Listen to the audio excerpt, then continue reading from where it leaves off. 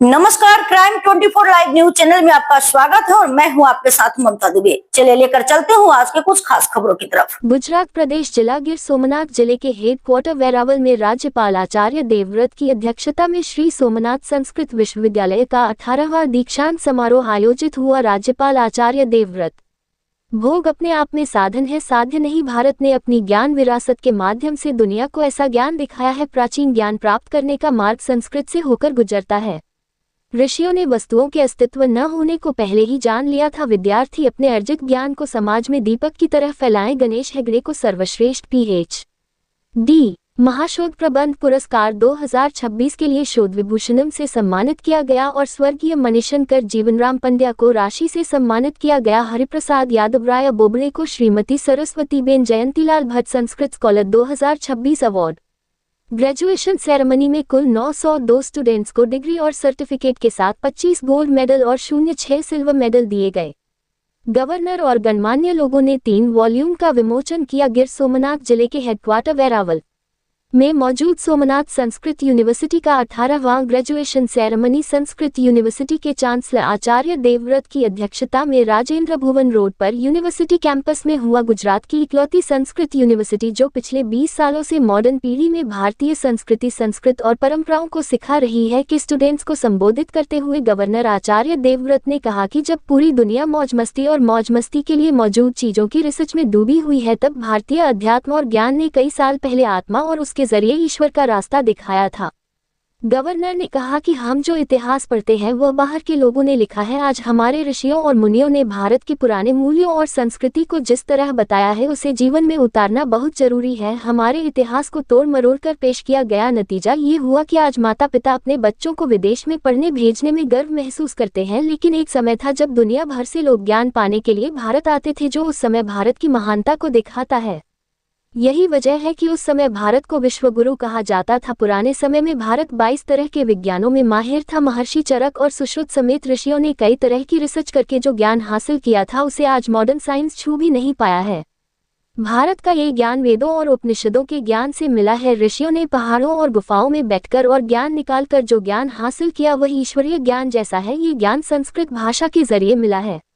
उन्होंने कहा कि जीवन का सबसे अच्छा दर्शन हमारे वेदों और उपनिषदों से मिलता है। ऐसा कहीं और नहीं है। आनंद एक साधन है, साधन नहीं, यह एक रास्ता है लेकिन मंजिल नहीं, यह एक सीढ़ी है लेकिन ये लक्ष्य की प्राप्ति नहीं है। ऐसा ज्ञान भारत ने अपनी ज्ञान विरासत के जरिए दुनिया को दिखाया है। दुनिया ने सिर्फ भौतिकवाद सिखाया है, जबकि भारत ने आध्यात्मिकता की ओर चिंतन सिखाया है। संस्कृत का ज्ञान बांटने से पुण्य मिल सकता है, ये बताते हुए उन्होंने कहा कि भारत ईंट पत्थरों का देश नहीं बल्कि आध्यात्मिकता, चिंतन और एक विचार का देश है, जिसका ज्ञान वेदों और शास्त्रों में शामिल है। ये तेरा है, यह मेरा है, यही भोग की सोच है। जबकि भारत ने वसुधैव कुटुंबकम की भावना से दुनिया को यह एहसास दिलाया है कि पूरी दुनिया मेरा परिवार है और मैं दुनिया का हूँ। सवे भवन्तु सुखिन, यानी पूरी दुनिया का भला हो, पूरी दुनिया स्वस्थ रहे और दुनिया में कोई भी दुखी न रहे। ऐसी सोच सिर्फ भारत के प्राचीन ज्ञान में ही मिलती है। प्रधानमंत्री नरेंद्र भाई मोदी ने कहा कि विकास के साथ साथ वे विरासत को बचाने का भी काम कर रहे हैं। प्रधानमंत्री ने वेरावल में संस्कृत यूनिवर्सिटी बनाने और इसे भारत की मजबूत आध्यात्मिकता का कैटलिस्ट बनाने की पहल की थी। महात्मा गांधी जी कहते थे कि मैं खुद को बदनसीब मानता हूँ क्योंकि मुझे संस्कृत नहीं आती। आज डिग्री पाने वाले सभी लोगों को संस्कृत में आस्था रखनी चाहिए और इसकी पढ़ाई करनी चाहिए और जो ज्ञान उन्होंने पाया है उसे समाज में फैलाना चाहिए और दिए की तरह जलकर समाज का रास्ता रोशन करना चाहिए। उन्होंने कहा कि इससे बड़ा कोई पुण्य का काम नहीं है।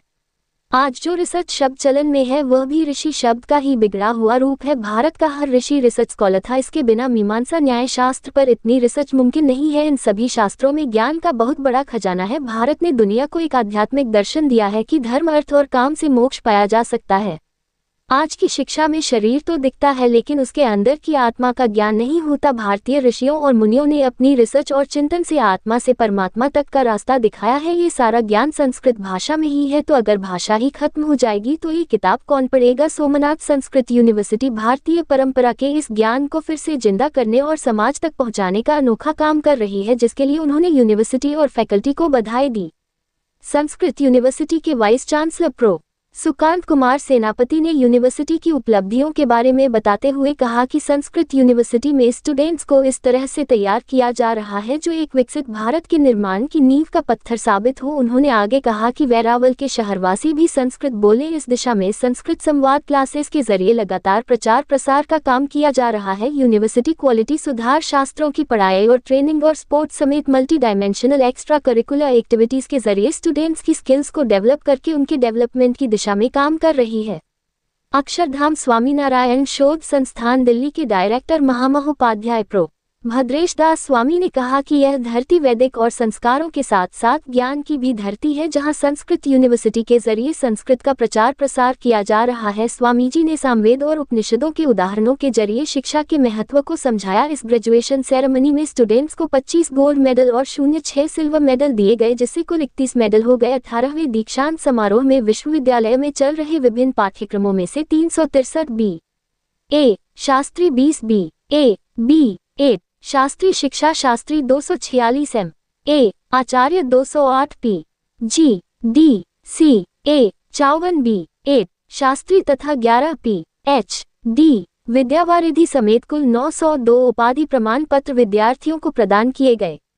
इसके साथ ही गोपाल कृष्ण ट्रस्ट जूनागढ़ एवं संस्कृत विश्वविद्यालय के बीच हुए समझौता ज्ञापन का विशेष रूप से उल्लेख किया गया। हर वर्ष की भांति इस वर्ष भी गुजरात के संस्कृत विद्वान हरिप्रसाद यादव राय बोबड़े को श्रीमती सरस्वतीबेन जयंतीलाल भट्ट संस्कृत विद्वान 2026 पुरस्कार से सम्मानित किया गया। साथ ही छात्रवृत्ति वर्ष 2025-26 के अंतर्गत शोधकर्ता गणेश हेगड़े को शोध विभूषणम सर्वश्रेष्ठ Ph.D. महाशोध प्रबंध अवार्ड 2026 और स्वर्गीय मणिशंकर जीवनराम पंड्या अवार्ड।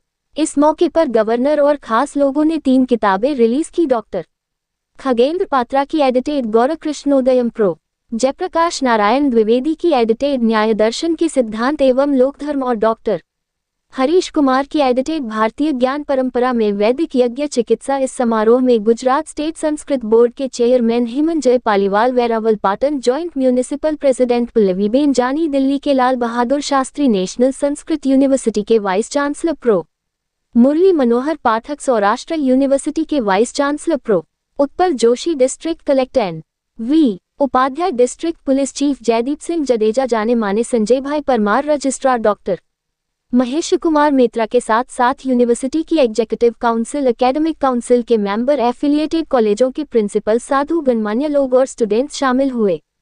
रिपोर्टिंग सह संपादक विंध्याचल ओझा।